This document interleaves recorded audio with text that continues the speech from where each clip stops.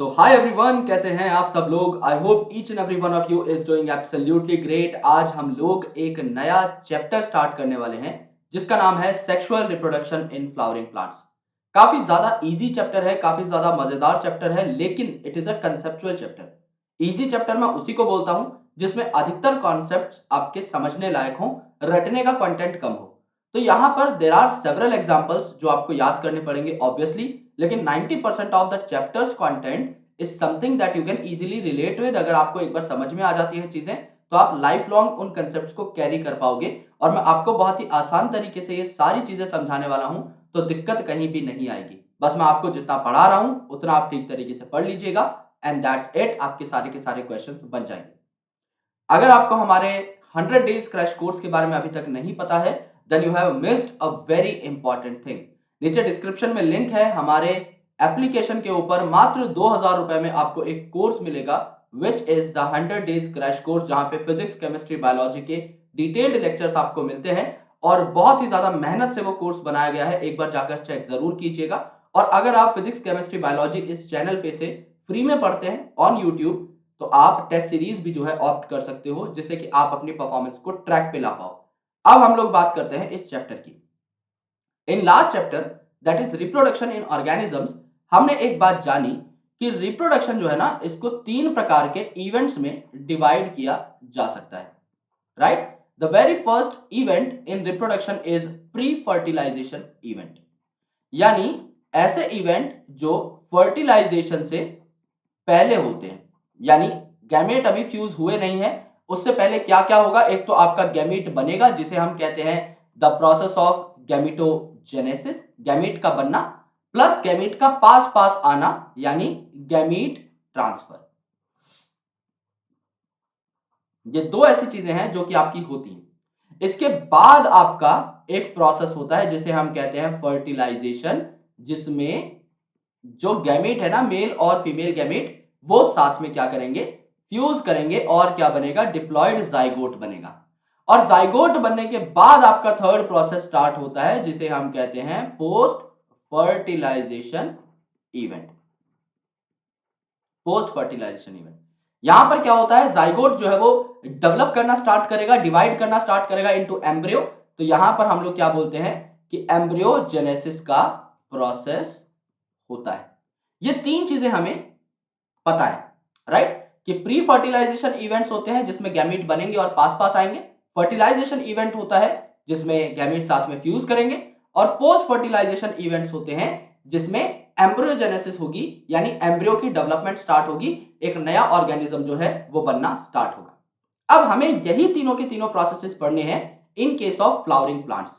Flowering plants को प्यार से क्या कहा जाता है दोस्त, फ्लावरिंग प्लांट्स को प्यार से अगर एक टर्म में मैं बोलना चाहूं तो मैं एंजियोस्पर्म्स भी बोल सकता हूं। क्या, बिल्कुल बोल सकता हूं, क्योंकि एंजियोस्पर्म्स का मतलब ही है ऐसे प्लांट्स जिनमें फ्लावर्स पाए जाते हैं। तो यहां पर क्या होता है, there are some sex organs in case of flowers. और यूजुअली ज्यादातर फ्लावर्स में दोनों प्रकार के सेक्स ऑर्गन्स यानी मेल और female sex organ same flower में ही पाए जाते हैं। तो फ्लावर का स्ट्रक्चर आपको बहुत बेहतर तरीके से पता है। जिंदगी में हम सब ने एक ना एक फ्लावर तो जरूर देखा होगा, हालांकि ज्यादा ही देखे होंगे, बट मैं मिनिमल पॉसिबिलिटी भी अगर लेके चलूं तो एक फ्लावर तो सबने जिंदगी में देखा ही होगा। सबसे बाहर क्या प्रेजेंट रहती हैं, पत्तियां प्रेजेंट रहती हैं। तो ये आपकी पत्तियां हैं, ये आपकी पत्तियां, हरे हरे कलर की पत्तियां, इन्हें हम क्या कहते हैं, इन्हें हम कहते हैं कैलिक्स, या फिर इन्हें हम प्यार से क्या कहते हैं, सेपल्स कह सकते हैं, सेपल्स कह सकते हैं। ऑलराइट, अब यहां पर क्या प्रेजेंट होती हैं, आपकी हरी भरी पत्तियां प्रेजेंट है, उसके अलावा पंखुड़ियां प्रेजेंट है, कलरफुल पंखुड़ियां। जैसे कि अगर रोज की अगर आप बात करें तो क्या मिलेगा आपको, लाल कलर की पंखुड़ियां मिलेंगी।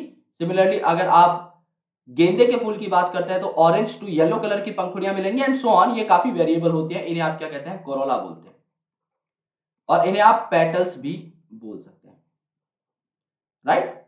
इसके अलावा अगर आप देखेंगे तो यहां पर इन पंखुड़ियों के अंदर की अगर हम बात करें तो यहां पर आपका फीमेल सेक्स ऑर्गन आपको देखने को मिलेगा जिसे हम कहते हैं gynoecium, right. So this is a typical pistil,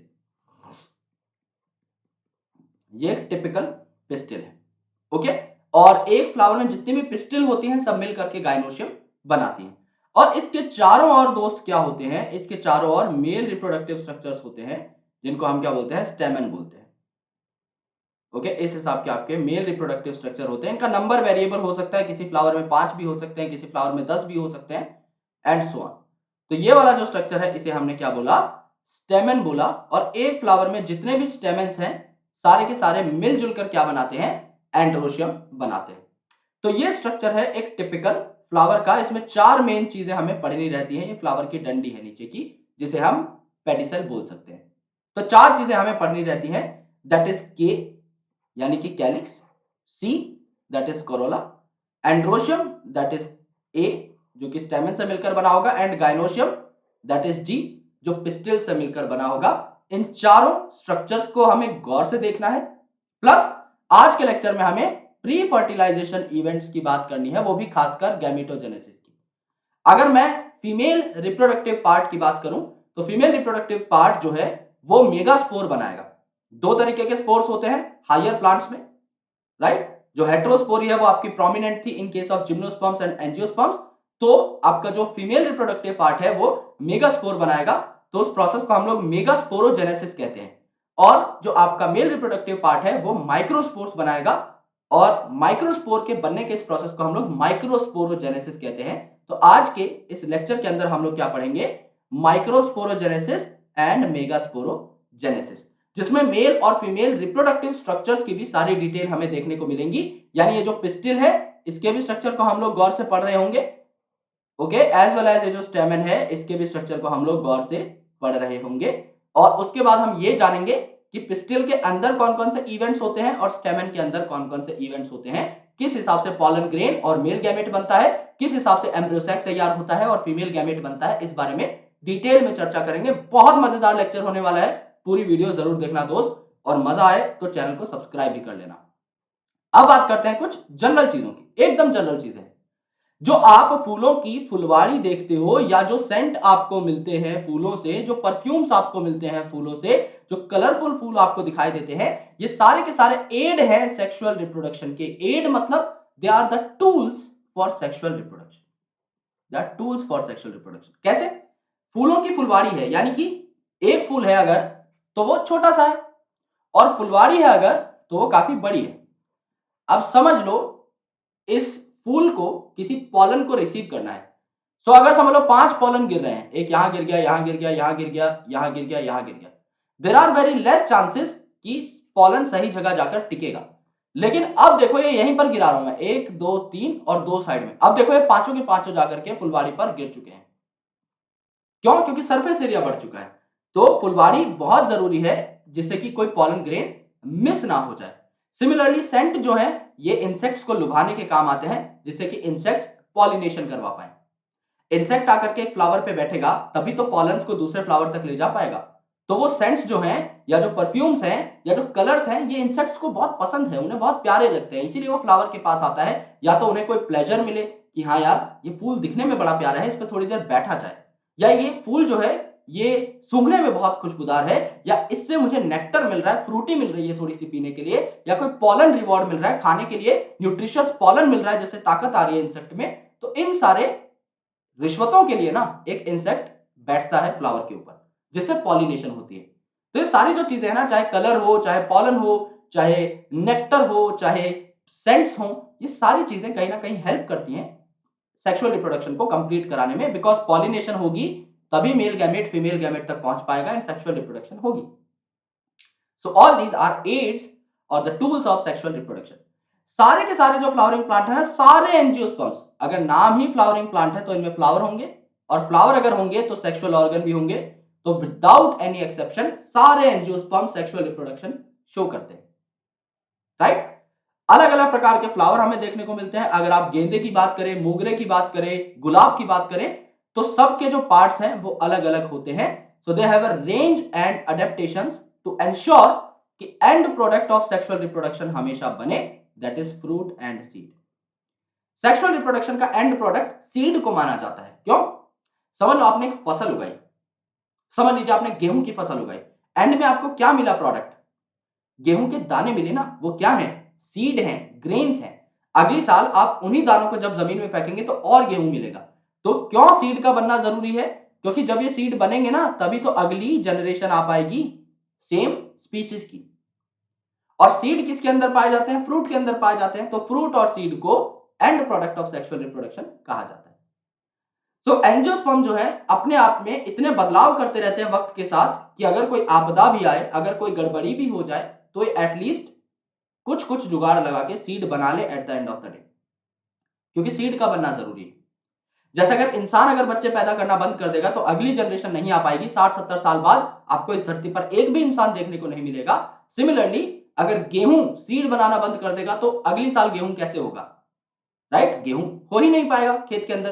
तो इसीलिए सीड का बनना बहुत इंपॉर्टेंट है। और उस सीड के बनने के लिए प्लांट का अपने आप को निरंतर बदलते रहना, अडेप्ट करते रहना, इवॉल्व करते रहना इज ऑल्सो इंपॉर्टेंट। सो इसीलिए सेक्सुअल रिप्रोडक्शन बहुत जरूरी है, क्योंकि सेक्सुअल रिप्रोडक्शन से ही आपको पता है वेरिएशंस इंड्यूस होती हैं किसी भी प्लांट के अंदर, किसी भी एनिमल के अंदर। तो इसी के मदद से एक जो प्लांट है या एनिमल है अपने आप को अपनी कंडीशंस के हिसाब से ढाल पाता है। अब यहां पर देखो, ह्यूमंस का जो नाता है, जो रिलेशनशिप है फ्लावर्स के साथ, ये तो बहुत पुराना है। राइट, हमारी वैल्यूज जुड़ी हुई हैं इन फूलों के साथ, चाहे वो कल्चरल वैल्यूज हो। जैसे कुछ महीनों पहले मेरी दीदी की शादी थी, तो हम लोगों ने काफी सारे फूल जो हैं उनको लगाया था, जिससे कि डेकोरेशन काफी अच्छे तरीके से हो जाए। तो जब खुशी का माहौल होता है तब भी हम लोग फूलों का इस्तेमाल करते हैं। राइट, कुछ दिन पहले वैलेंटाइंस डे गया था, तो पिछले वीक काफी लोगों ने अपने प्यार का इजहार किया होगा यार, लड़कियों को फूल देके या लड़कों को फूल देके रिस्पेक्टिवली। तो प्यार का जो इजहार है वो भी फूलों के थ्रू होता है। किसी का डेथ हो गई है तो भी आप as a gesture of respect उनके जो है बॉडी के ऊपर फूल चढ़ाते हैं और हाथ जोड़ के उन्हें प्रणाम करते हैं। सो जब हम दुखी होते हैं उस टाइम पर भी कुछ फूल जो है हमारी भावनाओं को व्यक्त करने के काम आते हैं। तो ये जो फूल हैं इनकी वैल्यूज हमारी लाइफ में बहुत ज्यादा है। चाहे हम लव शो कर रहे हो, किसी से अफेक्शन शो कर रहे हो, लगाव शो कर रहे हो, प्यार शो कर रहे हो, हम खुश हैं, हम दुखी हैं, उदास हैं, हर प्रकार की फीलिंग को हम किसी ना किसी फूल से जरूर लिंक कर सकते हैं। पार्ट्स मैं आपको बता चुका हूं दोस्त, थोड़ा सा डिटेल में यहां पर दिया हुआ है, तो एक बार इन चीजों को लेजर पॉइंटर से समझ लेते हैं। ये आपका सबसे बाहर वाला पार्ट है, दैट इज पत्ती, जिसे हम सेपल कहते हैं। इसे हम कैलिक्स भी कह रहे थे। ये उसके जस्ट अंदर वाला पार्ट है, यानी कलरफुल पंखुड़ियां, जिसे हम पेटल कह रहे थे, यानी कोरोला भी कह रहे थे। इसके अंदर है आपके मेल रिप्रोडक्टिव ऑर्गन्स, जिन्हें हमने बोला स्टेमेन। सो स्टेमेन के दो पार्ट यहां पर दिखाए गए हैं। ऊपर वाला ये जो पार्ट है इसे बोल दिया एंथर, और ये जो नीचे वाला पार्ट है इसे बोल दिया फिलामेंट। सो ये जो एंथर और फिलामेंट है ना, ये जो एंथर है और ये जो फिलामेंट है, इसको मिला करके हमने क्या बोला? ये एंथर और फिलामेंट है, इसको मिला करके हमने क्या बोला? स्टेमेन बोला। और यहां पर आप देख सकते हैं काफी सारे स्टेमेन है, 6 स्टेमेन आपको दिखाए हुए हैं। सो ऑल स्टेमेन्स जितने भी स्टेमेन होंगे कॉन्स्टिट्यूट मिलकर के क्या बनाते हैं? एंड्रोशियम, जिसे मेल रिप्रोडक्टिव ऑर्गन भी कहा जाता है, androecium. Alright, this is the thing, androecium. Similarly अब ये फीमेल रिप्रोडक्टिव पार्ट है, सबसे ऊपर आपका क्या आता है? स्टिग्मा, जहां पर पॉलन आकर के गिरेगा, तो ये पॉलन के लिए लैंडिंग सरफेस है। फिर एक लॉन्ग ट्यूब लाइक स्ट्रक्चर आती है, स्टाइल। और सबसे नीचे क्या है? बेसल बल्ज्ड पार्ट है आपका, ओवरी। और इस ओवरी के अंदर आपका क्या प्रेजेंट रहता है? ओव्यूल प्रेजेंट रहता है, जहां पर फीमेल गैमेट आपका प्रेजेंट रहेगा। तो स्टिग्मा, स्टाइल और ओवरी यहां पर प्रेजेंट है। स्टिग्मा, स्टाइल और ओवरी को मिला जुलाकर हम लोग क्या बोलते हैं? जैसे यहां पर हमने स्टेमन वर्ड का इस्तेमाल किया, यहां पर स्टिग्मा, स्टाइल और ओवरी मिला करके हम लोग इसे पिस्टिल या कार्पेल कहते हैं। तो stigma plus style plus ovary is equal to pistil और कार्पेल। ठीक है, ये आपका फीमेल रिप्रोडक्टिव पार्ट है। तो जितनी भी पिस्टिल या कार्पेल होंगी एक फ्लावर के अंदर, ये मिल करके क्या बनाती हैं? ये मिल करके गायनोशियम बनाती हैं। तो एंड्रोशियम और गायनोशियम भी यहां पर हो गए। जिस डंडी पे फ्लावर टिका हुआ होगा उसे हम क्या कहते हैं? पेडंकल कहते हैं। और यहां पर ये जो पार्ट है ना, मोटा सा पार्ट है, जिसके ऊपर आपका पूरा का पूरा सिस्टम अटैच है, चाहे सेपल्स हो, पेटल्स हो, एंड्रोशियम, गायनोशियम जहां अटैच है, इस पार्ट को आप लोग थैलेमस भी कह सकते हो। ओके, इसे आप थिक थैलेमस भी कह सकते हो। और यहीं पर आपकी नेक्टर कैविटी भी होती है। अगर नेक्टर भी पाया जाएगा तो यहीं कहीं आपका पाया जाता है, इस कैविटी के अंदर। तो यहां पर आपका ये जो नीचे का पार्ट है ये आपका नेक्टर कैविटी भी बनाता है। नेक्टर वगैरह यहां पे पाया जाता है, यानी फ्रूटी वगैरह यहां पर पाई जाएगी जो इंसेक्ट्स के लिए इंपॉर्टेंट है। नाउ अगर हम बायोलॉजिकल पर्सपेक्टिव से देखें तो हम बायोलॉजिस्ट हैं, हम बायोलॉजी पढ़ने वाले साइंटिस्ट कह सकते हैं अपने आप को। हमारे लिए फूल क्या है? लोगों के लिए फूल क्या है? यानी सूंघने में बड़ा मस्त है, यानी दिखने में बड़ा मस्त है। हमारे लिए क्या है? They are morphological and embryological marvels, यानी ये एक दिखने में भी बहुत अच्छी चीज है, लेकिन हमारे लिए ये एक बायोलॉजिकल ऑर्गेनिज्म है, राइट? एक प्लांट एक बायोलॉजिकल ऑर्गेनिज्म है, उसका ये एक इंपॉर्टेंट पार्ट है जो कि एम्ब्रियोलॉजिकल प्रोसेसेस को कैरी करेगा in a typical flower, in a typical plant. यानी प्लांट के जो भी एम्ब्रियोलॉजिकल प्रोसेस हैं वो कहां हो रहे होंगे? At the site of sexual reproduction. और सेक्सुअल रिप्रोडक्शन कहां होता है फ्लावरिंग प्लांट में? फ्लावर के अंदर ही होता है, क्योंकि यहीं पर मेल और फीमेल रिप्रोडक्टिव पार्ट्स मौजूद हैं, यहीं पर एंड्रोशियम और गायनोशियम मौजूद है। तो एक बायोलॉजिस्ट के लिए फ्लावर क्या है? ये मॉर्फोलॉजिकल और एम्ब्रियोलॉजिकल मार्वल्स हैं जहां पे सेक्सुअल रिप्रोडक्शन होती है। अब देखो यार, प्री फर्टिलाइजेशन इवेंट्स पे हम आ चुके हैं, यानी अब हम देखेंगे कि फर्टिलाइजेशन से पहले मेल और फीमेल गैमीट या गैमेटोफाइट आखिर बनते कैसे हैं। तो गैमेटोफाइट और गैमीट में फर्क है जो मैं आपको थोड़ी देर में बताऊंगा। It is a very interesting difference that you need to understand. अगर ये समझ में नहीं आया तो बहुत दिक्कत हो जाएगी। 4 नंबर आप खो सकते हैं जस्ट एक शब्द की वजह से। अगर मैंने गैमेटोफाइट पूछ लिया तो आंसर अलग होगा, गैमीट पूछ लिया तो आंसर अलग होगा, इसलिए बहुत गौर से सुनना अगली 5-6 स्लाइड जो भी बातें मैं बताने वाला हूं, क्योंकि बेसिक कंसेप्ट बनना बहुत ज्यादा जरूरी है। सो जब आपको फ्लावर दिखाई देता है ना एक प्लांट पे, वो डायरेक्टली नहीं आ जाता। सबसे पहले डिसीजन बनाता है एक प्लांट कि उसे फ्लावरिंग करनी है।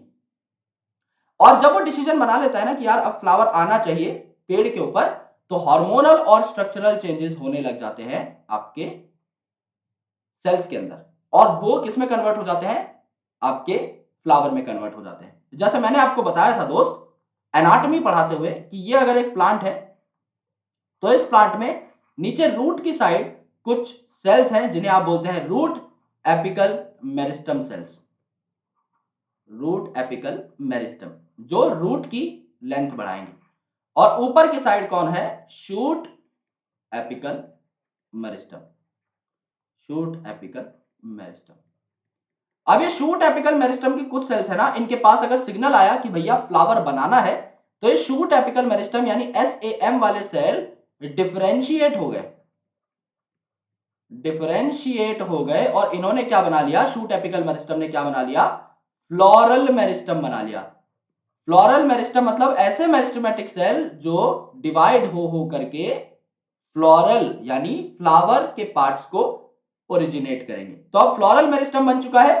अगर फ्लोरल मेरिस्टम बन चुका है तो अब भैया फ्लावर के पार्ट्स बनने स्टार्ट हो जाएंगे, डंडी बननी स्टार्ट हो जाएगी, लीफ बननी स्टार्ट हो जाएगी, पेटल्स बननी स्टार्ट हो जाएंगी, गाइनोशियम बनना स्टार्ट हो जाएगा, एंड्रोशियम बनना स्टार्ट हो जाएगा। यानी कि ये जो आपका फुल फ्लेजेड फ्लावर है ये आपको देखने को मिल जाएगा। पहले आपका क्या बनेगा? बड बनेगा, कली बनेगी, उसके बाद आपका फूल बनेगा, ये हम जानते हैं। तो आपका क्या हो जाएगा? यहां पे शूट एपिकल मेरिस्टम का डिफरेंशिएशन हो जाएगा और वो फ्लोरल मेरिस्टम में कन्वर्ट हो जाएगा। फ्लोरल मेरिस्टम फूल तैयार करेगा, फ्लोरल प्राइमोर्डिया यानी पहले छोटी सी कली बनेगी, फ्लोरल बड बनेंगे और उसके बाद आपका फ्लावर बन जाएगा। फ्लावर में 4 होल्स होते हैं। फ्लावर में 4 होल्स होते हैं यानी 4 इंपॉर्टेंट पार्ट्स होते हैं। इनमें से 2 होल्स को आपने क्या बोला? इनमें से 2 होल्स को आपने बोला एक्सेसरी होल्स, और 2 को आपने बोला मेन होल्स यानी रिप्रोडक्टिव होल्स। तो मैंने आपको 4 पार्ट्स बताए थे, उनमें से 2 जो पार्ट है वो एक्सेसरी है, जबकि 2 जो पार्ट है वो रिप्रोडक्टिव है।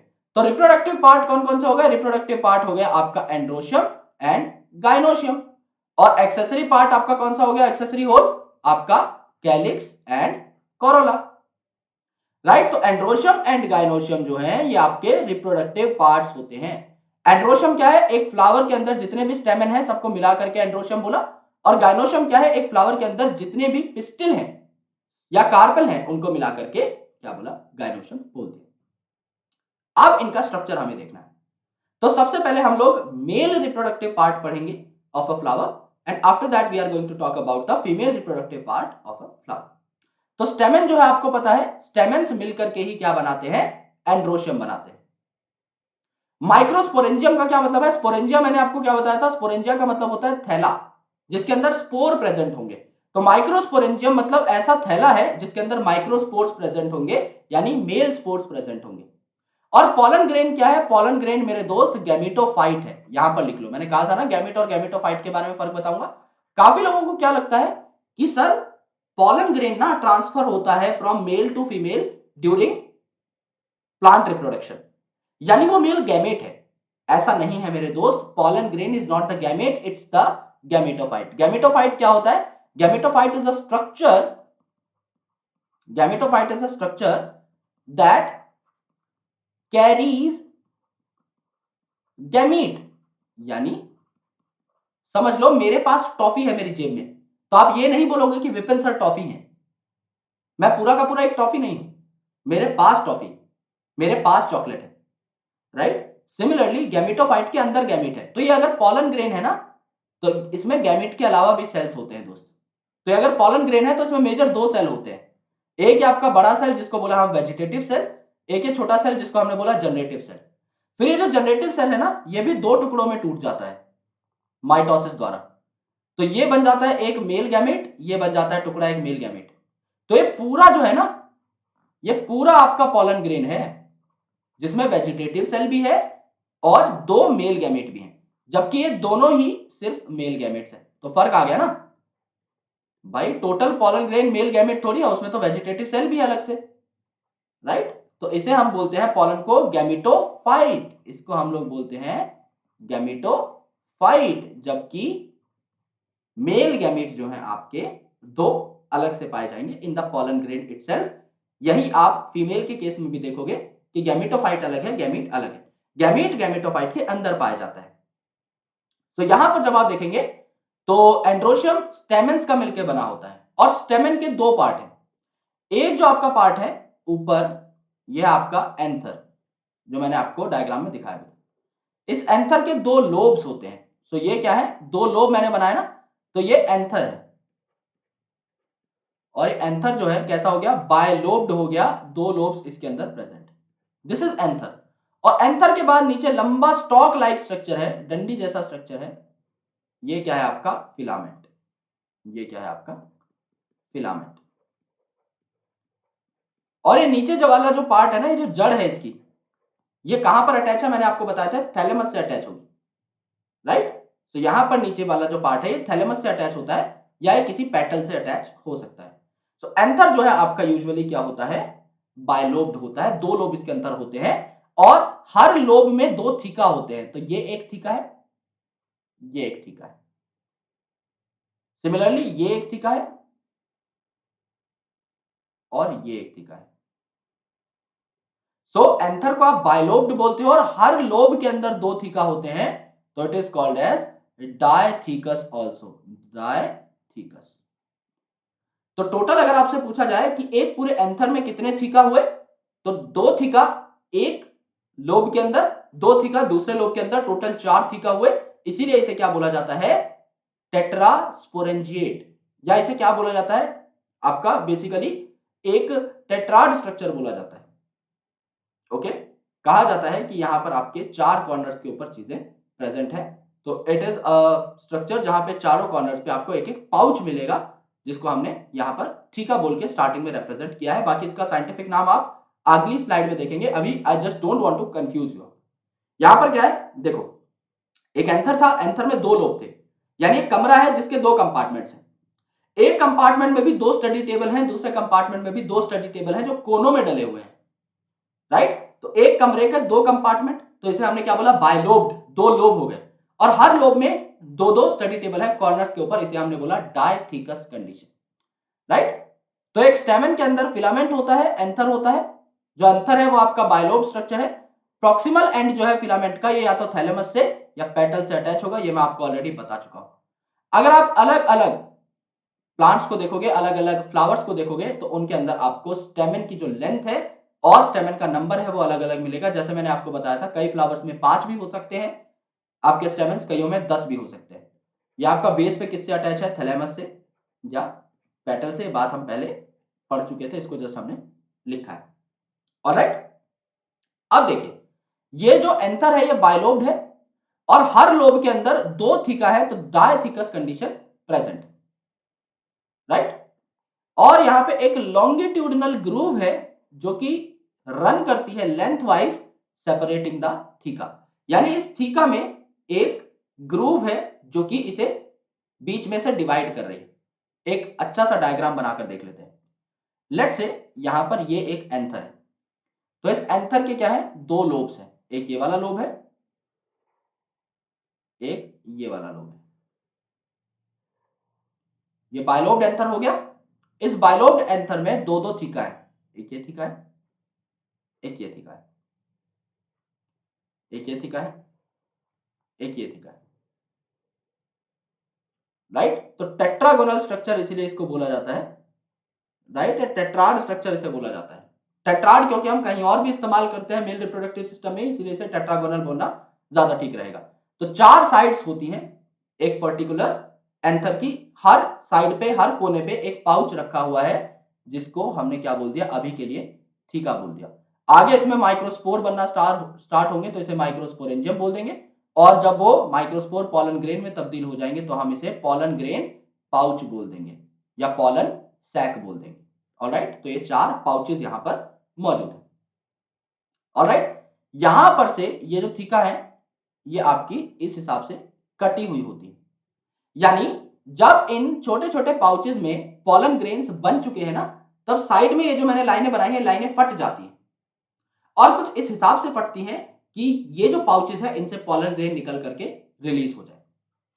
तो अगर आप देखेंगे यहां पर तो टीएस मैंने यहां पर काट दिया है एक एंथर का ट्रांसफर सेक्शन, एक एंथर लंबा होता है उसको मैंने काटा तो मेरे को ऊपर का स्ट्रक्चर कुछ ऐसा दिखाई दिया। चारों साइड पे चार पाउच मुझे मिल चुके हैं, यानी चार माइक्रोस्पोरेंजिया मुझे मिल चुके हैं, 2 माइक्रोस्पोरेंजिया इन ईच लोब, जो कि आप देख सकते हैं। ये वाला एक लोब है इस साइड का, इसमें एक और दो माइक्रोस्पोरेंजिया है, और ये वाला है इसमें भी एक और दो माइक्रोस्पोरेंजिया। तो 2 माइक्रोस्पोरेंजिया इन ईच लोब। इसे माइक्रोस्पोरेंजिया क्यों बोला,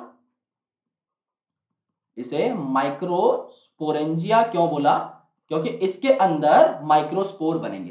फिर जब वो माइक्रोस्पोर कन्वर्ट हो जाएंगे इनटू पॉलन ग्रेन ना, अगर ये माइक्रोस्पोरेंजिया कहला रहा है इसका मतलब it contains microspores.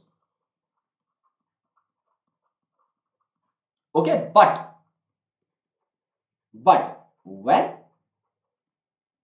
when microspore when microspore converts into pollen grain, when microspore convert into pollen grain, microsporangia को क्या बोलने लग जाओगे भाई, माइक्रोस्पोर कंटेन करने वाली चीज को माइक्रोस्पोरेंजिया बोला, तो पॉलन ग्रेन कंटेन करने वाली चीज को क्या बोलोगे, पॉलन सैक बोलोगे, पॉलन सैक। तो कहीं अगर पॉलन सैक लिखा हुआ मिल जाए ना इन चारों जगहों पर ही, तो समझ जाना पॉलन बन चुका है, माइक्रोस्पोरेंजिया पॉलन में कन्वर्ट हो चुके हैं। ओके, और क्योंकि ये लंबे होते हैं ना, आपके एंथर लंबे होते हैं, तो इसमें जो है पॉलन ग्रेन्स पूरे के पूरे कंपार्टमेंट में भरे रहते हैं। लंबा सा आपका एंथर है तो उसके अंदर पॉलन ठूस ठूस के भर दिए। तो ऐसा आपका एक एंथर था, उसको काट के हमने देखा कि हाँ यार चार साइड रखी हुई है, चार आपके कंपार्टमेंट्स बने हुए, उनके अंदर पॉलन भरे हुए हैं, ऊपर मैंने कैप लगा दी। जब ये कैप टूटेगी यानी जब एंथर फटेगा तो ये पॉलन ग्रेन्स रिलीज हो सकते हैं। ये डीपली भरे हुए रहते हैं, जैसे एंथर है आपका और ये फिलामेंट है, दोनों को मिलाकर के हमने क्या बोला, स्टेमेन बोला। और एक फ्लावर में जितने भी स्टेमेन होंगे उनको कंक्लूसिवली हम लोग क्या बोल देंगे, एंड्रोशियम। ये देखो ये एक लंबा एंथर है ना, आपको दिखा रखा है, ये पूरा का पूरा एक एंथर है यहां से लेकर के यहां तक। ऑलराइट, सो ये एक लंबा सा एंथर है। इसको जब आपने काटा यानी ट्रांसफर सेक्शन लिया, तो आपने देखा यार चारों कोनों पे ना चार क्या मौजूद है, कंपार्टमेंट्स मौजूद है, यानी क्या है आपका टेट्रागोनल स्ट्रक्चर यहां पर है। ये चारों जो कंपार्टमेंट्स हैं ये भरे हुए हैं आपके माइक्रोस्पोर से। तो जब ये माइक्रोस्पोर से भरे हुए हैं तो इन कंपार्टमेंट्स को मैं क्या बोलूंगा? माइक्रोस्पोरेंजिया। लेकिन मैंने यहाँ पे पॉलन सैक्स लिखा है, यानी किससे भरे हुए हैं? ये पॉलन से भरे हुए हैं। दोनों में क्या फर्क है माइक्रोस्पोर और पॉलन में, ये मैं आपको बता देता हूं। एक सेल होता है जो कि डिवाइड करके, जिसे हम क्या कहते हैं? पॉलन मदर सेल या माइक्रोस्पोर मदर सेल। तो जो आपका माइक्रोस्पोर मदर सेल है, माइक्रोस्पोर मदर सेल, अब नाम में मदर सेल आ गया, मतलब इट इज अ मियोसाइट, यानी ये डिप्लॉयड है। इसमें मियोसिस होती है। इसमें जब मियोसिस होगी मेरे दोस्त, तो क्या हो जाएगा? यहां पे 4 सेल्स बनेंगे which are haploid in nature. तो 4 सेल बने, ये साथ साथ चिपके हुए रहते हैं, इन्हें हम क्या कहते हैं? माइक्रोस्पोर। तो 4 आपके माइक्रोस्पोर यहां पर बने। लेकिन जब ये माइक्रोस्पोर्स आपके मैच्योर हो जाएंगे ना और डिहाइड्रेट हो जाएंगे, इनमें से थोड़ा पानी निकल जाएगा, तो ये दूर दूर चले जाएंगे। तो ये 4 जो माइक्रोस्पोर आपके एक साथ चिपके हुए थे ना, ये अब दूर दूर चले गए और इन्होंने क्या बना लिए? 4 हैप्लॉइड पॉलन्स बना लिए। तो पॉलन ग्रेन क्या है? दूर दूर हो चुके हैं। माइक्रोस्पोर्स मैच्योर होने के बाद, डिहाइड्रेट होने के बाद, तो उसे पॉलन बोल दिया हमने। और वो चिपके अगर हुए हैं, जस्ट अभी मियोसिस खत्म ही हुई है, तो उन्हें माइक्रोस्पोर बोला। इसी हिसाब से इनके कंटेनर का नाम भी चेंज होगा। अगर माइक्रोस्पोर है तो किस नाम के कंटेनर में होंगे? माइक्रोस्पोरेंजियम। और पॉलन ग्रेन है तो किस नाम के कंटेनर में होंगे? Pollen sac. ये बात। तो अब माइक्रोस्पोरेंजियम का, यानी ये जो थैला है ना, ये 4 जो माइक्रोस्पोरेंजियम है, इनका हमें स्ट्रक्चर देखना है। ठीक है, तो जब हमने टीएस लिया एंथर का, तो माइक्रोस्पोरेंजियम जो है ये नियरली सर्कुलर दिखाई दिए। यहां पर हमने हाथ से बनाया हुआ है, देखो पिछले डायग्राम में हाथ से बनाया, यहां पर भी ये जो 4 हमने सर्कल बनाए हैं, ये नियरली सर्कुलर हमने आउटलाइन ड्रॉ करी है। सिमिलरली यहां भी मैंने जब अपने हाथ से 1 2 1 2 लिखा हुआ है, ये जो बनाए तो सर्कुलर बनाए, यानी जो माइक्रोस्पोरेंजियम रहते हैं ये नियरली सर्कुलर रहते हैं आउटलाइन में। और इनकी 4 लेयर्स होती हैं, इनमें 4 सेल्स की लेयर लगी रहती है। कौन कौन सी? सबसे बाहर वाली लेयर को क्या बोला हमने? एपिडर्मिस। उसके जस्ट अंदर वाले में एंडो नाम आ जाएगा, यानी एंडोथीशियम। उसके बाद मिडल लेयर जो बीच में प्रेजेंट है, और सबसे अंदर पाई जाती है टेपेटम। टेपेटम सबसे अलग है। टेपेटम क्योंकि सबसे अंदर की है ना, तो वो अंदर जो माइक्रोस्पोरेंजिया है, या माइक्रोस्पोरेंजिया कह रहा हूं, माइक्रोस्पोर है, उनको क्या करती है? नरिश करती है। क्योंकि उसके जस्ट कांटेक्ट में है ना, तो ये उनको खाना पीना प्रदान करने का काम करते हैं टेपेटम सेल। लेकिन बचे हुए जो बाहर के लेयर हैं, वो डायरेक्टली तो नरिश कर नहीं सकते। तो बाहर के लेयर्स का काम क्या होता है? हमेशा प्रोटेक्शन। सो बाहर के जो 3 लेयर्स हैं, यानी एपिडर्मिस, एंडोथीशियम और मिडल लेयर्स, ये प्रोटेक्शन का काम करते हैं। जबकि और प्रोटेक्शन का भी काम करेंगे, और बाहर के लेयर्स है ना, तो ये एंथर को फाड़ने में भी हेल्प करते हैं। राइट? जब एंथर फटेगा उस टाइम पर ये उसकी डेहिसेंस में भी हेल्प करते हैं, जिससे पॉलन ग्रेन रिलीज हो जाए। और जो सबसे अंदर वाली लेयर है, क्योंकि ये सबसे ज्यादा कांटेक्ट में है विद डेवलपिंग माइक्रोस्पोर्स, तो ये क्या करती है? डेवलपिंग पॉलन ग्रेन्स को नरिश करती है, उनको खाना पीना प्रदान करती है। अब अगर ये खाना पीना प्रदान करती है टेपेटम, तो इसके पास खुद डेंस साइटोप्लाज्म होना चाहिए, न्यूट्रिशन रिच होना चाहिए, और जनरली इसमें मोर देन 1 न्यूक्लियस होता है, because they need more control and more energy. तो टेपेटल सेल्स की एक खास बात है, यहां पर आप देखेंगे इन द डायग्राम कि टेपेटल सेल को एनसीईआरटी में भी अगर आप देखेंगे तो यार अलग से हाईलाइट किया हुआ है, और इनमें छोटे छोटे डॉट्स बनाए हुए हैं। जैसे देखो यार, सबसे बाहर वाली जो लेयर है वो क्या हो गई आपकी? एपिडर्मिस। सबसे बाहर वाली जो लेयर है, इसको क्या बोल दिया हमने? एपिडर्मिस बोल दिया। राइट? यहां पे देखते हैं हाईलाइट करके, एपिडर्मिस है सबसे बाहर वाली लेयर। इसके अंदर क्या है? एंडोथीशियम। फिर मिडल लेयर्स हैं, तो मल्टीपल लेयर्स हैं, 2 लेयर्स यहां पे दिखा रखे हैं। फिर टेपेटम है, तो टेपेटम में देखो यहां पे कहीं न्यूक्लियस नहीं बना रखा, एपिडर्मिस में, एंडोथीशियम में, मिडल लेयर में कहीं नहीं बना रखा, लेकिन यहां बना रखा है। क्यों? क्योंकि यहां पे मल्टीपल न्यूक्लियस होते हैं ना, तो दिखाना जरूरी है कि न्यूक्लियस यहां पर प्रोमिनेंट है।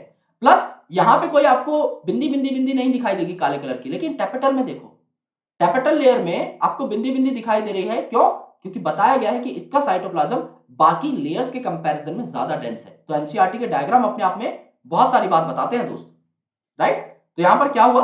देखो एपिडर्मिस है सबसे बाहर वाला लेयर, फिर एंडोथीशियम है, फिर मिडल लेयर्स है। ये क्या करते हैं? 2 काम करते हैं। पहला, बाहर के हैं तो प्रोटेक्शन प्रोवाइड करेंगे। दूसरा, एंथर की डेहिसेंस में हेल्प करेंगे, यानी एंथर को फाड़ने में हेल्प करेंगे, जिससे पॉलन ग्रेन्स जो बने हैं वो रिलीज हो जाए। अंदर का जो लेयर है दैट इज टेपेटम, ओके, ये वाला जो लेयर है दैट इज टेपेटम, ये क्या करेगा? इसके भी अंदर के जो सेल्स है ना, जो पॉलन ग्रेन्स में तब्दील होंगे, उनको नरिश करेगा। तो टेपेटम का काम ये है। अब इसके अंदर क्या होते हैं? टेपेटम के अंदर माइक्रोस्पोर मदर सेल, जो मैंने आपको बताया था, microspore mother cell which are diploid in nature. ये क्या करेंगे? आगे चल के माइक्रोस्पोर्स बनाएंगे which are haploid in nature. इस डिप्लॉयड माइक्रोस्पोर मदर सेल में क्या होगा? मियोसिस होगा, और तब जाकर क्या बनाएंगे? हैप्लॉयड माइक्रोस्पोर बनाएंगे। ऑलराइट, यहां पर इस चीज को डिटेल में दिखाया हुआ है। इसी डायग्राम की ये जो लेयर है ना, इनको बताया हुआ है। जैसे एपिडर्मिस है, एंडोथीशियम है, ये मिडल लेयर्स हैं, ये टेपेटम है, इसके अंदर क्या है? आपके माइक्रोस्पोर मदर सेल प्रेजेंट है, इसी को दिखाया गया है। Alright, so this is epidermis, endothecium, middle layers है, टेपेटम है। अब हर माइक्रोस्पोरेंजियम के सेंटर पे क्या है? ये जो सेंटर है ना, इसमें कुछ सेल्स प्रेजेंट रहते हैं, जिसे हम क्या कहते हैं? कंपैक्टली पैक्ड सेल्स और स्पोरोजीनियस टिश्यू। ये जो सेंटर है, इसमें क्या प्रेजेंट है? Sporogenous tissue. ये जो स्पोरोजीनियस टिश्यू है, it is very important because every cell of sporogenous tissue is a potent microspore mother cell. यानी स्पोरोजीनियस टिश्यू में लेट से 1000 सेल हैं, तो 1000 के 1000 माइक्रोस्पोर मदर सेल हैं। यानी 1000 सेल मियोसिस कर सकते हैं, तो 4000 माइक्रोस्पोर्स वो बना सकते हैं। 4000 माइक्रोस्पोर मतलब 4000 पॉलन ग्रेन्स बना सकते हैं। तो every cell of a sporogenous tissue is a potent microspore mother cell. और इन चारों माइक्रोस्पोरेंजियम के बीच में प्रेजेंट होता है आपका कनेक्टिव, जो थोड़ा बहुत इनको स्टेबलाइज करने का काम करता है। जब एंथर फटेगा, तो देखो यार, एंथर क्या है आपका? बायलोब्ड है। हमने क्या कहा था? बायलोब्ड। तो ये क्या हो गया? ये सेंटर है एक एंथर का, जो मैं लाइन ड्रॉ कर रहा हूं, ये सेंटर है एक एंथर की। अब गौर से समझ में आएगा तुमको। ये क्या है आपका? लोब 1। क्या ये लोब 1 है? यस। ये क्या है आपका? लोब 2। Lobe 1, lobe 2। अब दोनों के दोनों लोब्स में दो थीका भी हैं। This is theca 1, this is theca 2 of lobe 1, this is theca 1, this is theca 2 of lobe 2।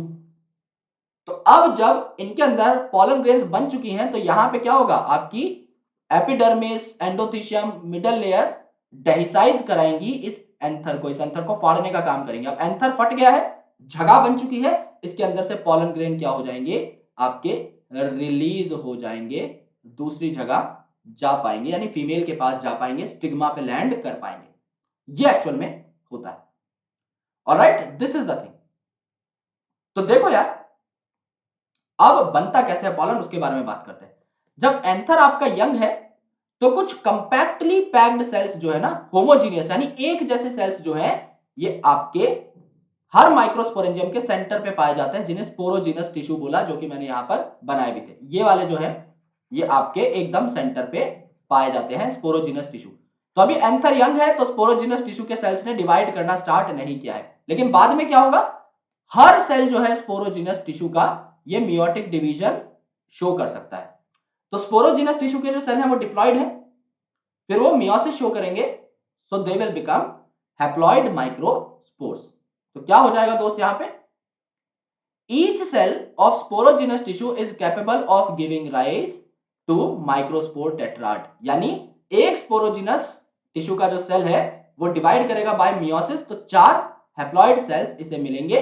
So each one is a potential pollen, जिसे माइक्रोस्पोर मदर सेल भी कहा जाता है, या पॉलन बना रही है तो पॉलन मदर सेल भी कहा जाता है। This process is called as microsporogenesis, जहां पे माइक्रोस्पोर बनेगा। क्या हुआ? आपका स्पोरोजिनस टिश्यू का कोई भी सेल है, स्पोरोजिनस टिश्यू का कोई भी सेल है, ये आपका डिप्लॉयड है। इसमें क्या हुई? मियोसिस हुई। मियोसिस हुई तो 4 आपके चिपके चिपके सेल्स बन गए, जिसको आपने क्या बोल दिया? Microspore tetrad. 4 सेल बन गए ना, माइक्रोस्पोर टेट्राड। टेट्राड है क्योंकि 4 सेल है, और हैप्लॉइड होंगे क्योंकि मियोसिस से बने हैं। तो ये माइक्रोस्पोर आपस में चिपके हुए हैं, टेट्राड बन गया। बाद में जब एंथर मैच्योर होगा और डिहाइड्रेट करेगा, जब इनसे पानी निकल जाएगा ना, आफ्टर मैच्योरेशन एंड डिहाइड्रेशन, तो ये क्या बन जाएंगे? चारों आपके माइक्रोस्पोर्स अलग अलग हो जाएंगे। अब आप इन्हें क्या बोल देंगे? हैप्लॉइड पॉलन ग्रेन बोल देंगे। अब क्योंकि हजारों स्पोरोजीनियस टिश्यूज के सेल प्रेजेंट है हर माइक्रोस्पोरेंजियम में, तो काफी सारे माइक्रोस्पोर यानी हजारों माइक्रोस्पोर बन सकते हैं इन ईच माइक्रोस्पोरेंजियम। हजारों माइक्रोस्पोर यानी हजारों पॉलन ग्रेन्स। यानी एक एंथर की अगर आप बात करें तो मिनिमम अगर एक एक माइक्रोस्पोरेंजियम में आप हजार हजार पॉलन ग्रेन्स या हजार हजार माइक्रोस्पोर भी मान के चलते हो तो 4 से 5,000 तो मिनिमम आपके पॉलन ग्रेन्स बन सकते हैं। और इतने ज्यादा क्यों बनते हैं? क्योंकि आपको पता है the chances of mating is very less. Female तो आपकी स्टैटिक है, एक जगह पे रहती है, पर पॉलन को उड़ के जाना है उनके पास। अब भाई हवा से भेज रहे हो, पानी से भेज रहे हो, तो आप उसे कंट्रोल नहीं कर सकते। भाई हवा उड़ा के ले जा रही है पॉलन को, हजार में से कोई एक दो जाके सही जगह टकराएगा। हवा को पता तो नहीं है कि कहां ले जाना है, तुक्के से होंगी चीजें। और जो चीज चांस फैक्टर पे होती है ना, उसमें तो हजारों तीर मारोगे तब जाके एक लगेगा। तो हजारों तीर मारने के लिए हजारों पॉलन का बनना भी जरूरी है, इसीलिए यहां पे हजारों पॉलन बनते हैं। ऑलराइट, तो पॉलन ग्रेन क्या है? It represents male gametophyte. मैंने आपको बताया it's not the gamete. Pollen grain gamete नहीं है, गैमेटोफाइट है। इसके अंदर गैमेट पाया जाता है। जैसे आपने देखा भी होगा हिबिस्कस का पॉलन देखा होगा आपने, तो येलोइश आपको पाउडरी पॉलन ग्रेन्स देखने को मिलते हैं। या किसी भी फ्लावर को अगर आप देखोगे मोस्ट ऑफ द टाइम उसके सेक्सुअल रिप्रोडक्शन के टाइम पर, तो आपको पॉलन ग्रेन्स छोटे छोटे जो है राउंड ग्रेन्स आपको देखने को मिल जाते हैं। और इनका काफी अच्छा आर्किटेक्चर होता है। इन पे काफी सारे डिजाइन बने होते हैं जो आपको माइक्रोस्कोप पर ही दिखाई देंगे। अलग अलग साइजेस के, अलग अलग शेप के, अलग अलग कलर्स के या डिजाइन के ये पॉलन ग्रेन्स हो सकते हैं। कुछ डिजाइन मैं आपको दिखा देता हूं। जैसे सूट साड़ी खरीदने जाते हो ना, तो दुकानदार डिजाइन दिखाता है, वैसे पॉलन ग्रेन का जो अपर कवर है ना, एक्साइन जिसे बोलते हैं, वो काफी सारे डिजाइन, काफी सारे पैटर्न्स, काफी सारे एरेज शो करता है। वो एरे आपको यहां पर मैं सैंपल के तौर पे दिखा रहा हूं, इसमें से जो पसंद आए आप रख सकते हो। इस प्रकार का भी पॉलन है, राइट। लेजर पॉइंटर से दिखाता हूं। इस प्रकार का भी पॉलन है, इस प्रकार का भी है, इस प्रकार का भी है, इस प्रकार का भी है, इस प्रकार का भी है, इस प्रकार का भी। ये क्या है? पॉलन ग्रेन्स के डिजाइन है। ऑलराइट, डिजाइन है पॉलन ग्रेन के। और इसकी जो बाहर की लेयर है ना, जो मैंने नाम लिया एक्साइन, ये इतनी ज्यादा टफ होती है, इतनी ज्यादा स्टाइलिश होती है, डिजाइन तो बनता है लेकिन इतनी ज्यादा टफ होती है कि पॉलन्स को हजारों सालों तक भी काफी बार स्टोर होते हुए देखा गया है। That is just because of exine, क्योंकि वो बहुत ही ज्यादा रेजिस्टेंट लेयर है। तो पॉलन ग्रेन का अगर आप स्ट्रक्चर देखें तो ये यूजुअली स्फेरिकल होते हैं, यानी गोल होते हैं। और इनका जो डायमीटर है ये आपका 25 से 50 माइक्रोमीटर होता है। यानी अगर आप देखें तो 25 से 50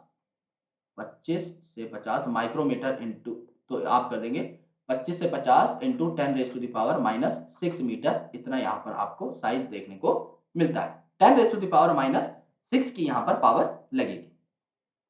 इनके ऊपर दो लेयर्स होते हैं, तो समझ लो ये आपका एक पॉलन ग्रेन है, तो इसको जनरली हमने स्फेरिकल बना लिया। इसका जो डायमीटर है ये हमने कह दिया भाई 25 से 50 माइक्रोमीटर का है। अब इसके ऊपर सिंस एक सेल है, तो इसके ऊपर क्या होगी? प्लाज्मा मेम्ब्रेन की लेयर पाई जाएगी, यानी सेल मेम्ब्रेन पाई जाएगी। तो it is having a plasma membrane, it is having a plasma membrane. Plasma membrane के अलावा इसके ऊपर दो कवर होते हैं। एक तो अंदर का कवर है, ये जो मैं अंदर बना रहा हूं ये अंदर का कवर है। इसे हम क्या बोलते हैं? इसे हम प्यार से बोलते हैं दोस्त इंटाइन। इसे हम प्यार से बोलते हैं इंटाइन। इंटाइन किसका बनता है? सेल्यूलोज एंड पेक्टोज का बनता है, यानी सेल्यूलोज और पेक्टिन का बनता है, जिसकी यूजुअली सेल वॉल बनती ही है हर प्लांट की। तो pollen grain is also part of plant, तो उसके भी सेल का मटेरियल कहीं ना कहीं सेल्यूलोज और पेक्टोज जैसा होना ही था। और यहां पर आपकी एक टफ लेयर आती है जिसके ऊपर डिजाइन भी बने हुए हैं, जिसको आप क्या बोलते हो? Exine, right. इस हिसाब की बीच में छोटा सा छेद भी रहता है जहां पे आपकी एक्साइन थोड़ी सी एब्सेंट रहती है, राइट। इसे क्या बोला हमने? इसे हमने बोला एक्साइन। एक्साइन किसकी बनी हुई है दोस्त? Sporopollenin, sporopollenin. और जो स्पोरोपोलेनिन है बहुत ही ज्यादा रेजिस्टेंट है, यानी सबसे ऊपर जो आपका प्रेजेंट है ना लेयर पॉलन में, दैट इज एक्साइन। जो स्पोरोपोलेनिन का बनता है ये पूछा जाता है, ये दुनिया का सबसे ज्यादा रेजिस्टेंट ऑर्गेनिक कंपाउंड माना जाता है। आप इसे कितना भी हाई टेम्परेचर दे दो ये नहीं टूटेगा, इसे एसिड में डाल दो नहीं टूटेगा, बेस में डाल दो नहीं टूटेगा, कोई एंजाइम आज तक ऐसा नहीं मिला जो इसको डिग्रेड कर पाए। तो सर पॉलन ट्यूब की ग्रोथ कैसे होती है फिर जब पॉलन जर्मिनेट करता है? तो मैंने आपको बताया कि एक छोटा सा छेद है मेरे भाई, जहां पे आपका स्पोरोपोलिन एब्सेंट है। इस छोटे से छेद को जहां से जर्मिनेशन होती है इसे क्या बोला जाता है? जर्मपोर बोला जाता है। नाम ही इसलिए जर्मपोर है, पोर मतलब छेद, जर्म मतलब यहीं से जर्मिनेशन होगी, क्योंकि बचा हुआ तो थिक कवर है, इसको तो कोई तोड़ नहीं सकता। सो ये जो है पॉलन, ये फॉजिल के फॉर्म में भी काफी सालों तक, इनफैक्ट हजारों सालों तक भी स्टोर होते हुए देखे गए हैं, क्योंकि स्पोरोपोलिन इनको कवर करके रखता है, जिसको कोई तोड़ ही नहीं सकता, तो ये सेफ ही रहेंगे। और इनमें पैटर्न भी देखने को मिलता है। मैंने बाकी सारी लेयर आपकी प्लेन बनाई, लेकिन मैंने स्पोरोपोलिन का जो एग्जाइन है इसमें डिजाइन बनाया है, क्योंकि जो आप ये आर्किटेक्चर देख रहे थे ना सारे डिजाइन, ये स्पोरोपोलिन की वजह से ही है। अब स्पोरोपोलिन ने तो आउटर कवर बना दिया, इनर कवर या इनर वॉल किस चीज की बनी है? इंटाइन इसे कहते हैं। ये थिन है और कंटिन्यूअस लेयर है। कंटिन्यूअस लेयर क्यों बोला? कंटिन्यूअस लेयर क्यों बोला? मैंने देखो एकदम साफ लेयर बनाई है, जबकि मैंने खुरदुरी सी बनाई थी आपकी एक्साइन, मैंने साफ बनाई है इंटाइन। एक्साइन में बीच में थोड़ी सी गड़बड़ भी है कि जर्म पोर प्रेजेंट है जहां पे स्पोरोपोलिन एब्सेंट है, लेकिन सेल्यूलोज और पेक्टोज कंटिन्यूअसली प्रेजेंट है आपका इंटाइन में। तो यहां पर क्या है? नो जर्म पोर। नो जर्म पोर तो कंटिन्यूअस है, नो जर्म पोर प्लस नो एरे, कोई डिजाइन विजाइन भी नहीं है, तो आपकी नॉर्मल कंटिन्यूअस सी लेयर है आपकी सेल्यूलोज की और पेक्टोज की बनी हुई। और अंदर का जो साइटोप्लाज्म है उसके ऊपर प्लाज्मा मेम्ब्रेन पड़ी ही है, जो कि हमने पहले बना ली थी। अब जब पॉलन ग्रेन मैच्योर हो जाता है तो इसके अंदर दो सेल होते हैं। एक मैंने आपको बताया था बड़ा सेल जो कि वेजिटेटिव सेल है, और दूसरा छोटा सेल जो कि जेनरेटिव सेल है। तो इनको साथ साथ बना लेते हैं, मैंने इसीलिए जगह छोड़ी हुई थी। यह आपका बड़ा सेल है एक, जिसको हमने क्या बोला? Vegetative cell. और एक छोटा सा सेल है जिसको हमने क्या बोला? Generative cell. ऑलराइट, अब इनके बारे में थोड़ा सा पढ़ते हैं। वेजिटेटिव सेल बड़ा है और इसमें बहुत सारा खाने पीने का सामान मौजूद होता है। क्यों? क्योंकि जनरेटिव सेल जब दो सेल में डिवाइड होगा ना, माइटोसिस करेगा, तो दो मेल गैमीट बनेंगे, यानी कि बहुत इंपॉर्टेंट प्रोसेस है जनरेटिव सेल का, डिवाइड करना इज वेरी इंपॉर्टेंट। तो उसको खाना पीना कौन देगा? जनरेटिव सेल, वेजिटेटिव सेल, इसलिए उसके अंदर फूड रिजर्व है। और लार्ज इरेगुलरली शेप का न्यूक्लियस यहां पर पाया जाता है, जो कि हम लेट से बना लेते हैं। लार्ज और इरेगुलर शेप का न्यूक्लियस हमने बना लिया। नीचे क्या है? छोटा सा सेल है। जनरेटिव सेल छोटा सा सेल है जो कि फ्लोट करता है in the cytoplasm of vegetative cell, क्योंकि पॉलन में मेन तो वेजिटेटिव सेल है, तो उसके अलावा जो बचा हुआ थोड़ा बहुत साइटोप्लाज्म है उसमें जनरेटिव सेल का न्यूक्लियस जो है तैरता रहता है। और स्पिंडल शेप जो है ये सेल होता है डेंस साइटोप्लाज्म। तो यहां पर क्या हो गया? इसको भी डिवाइड करना है तो इसमें डेंस साइटोप्लाज्म होना चाहिए। और आपका स्पिंडल शेप है, स्पिंडल शेप मतलब ऐसा। तो ऐसा ही सेल आपको देखने को मिल रहा है। अगर मैं बाउंड्री बना दूं तो ऐसा ही तो सेल आपको देखने को मिला जनरेटिव वाला, ये आपका सेल हो गया। ऑलराइट, तो सारी बातें आपकी करेक्ट है एनसीईआरटी के हिसाब से। ऑलराइट, ये क्या हो गया आपका? वेजिटेटिव सेल हो गया। ये क्या हो गया आपका? जनरेटिव सेल हो गया। Alright, in over 60% of angiosperm pollen grains are shed in two cell stage.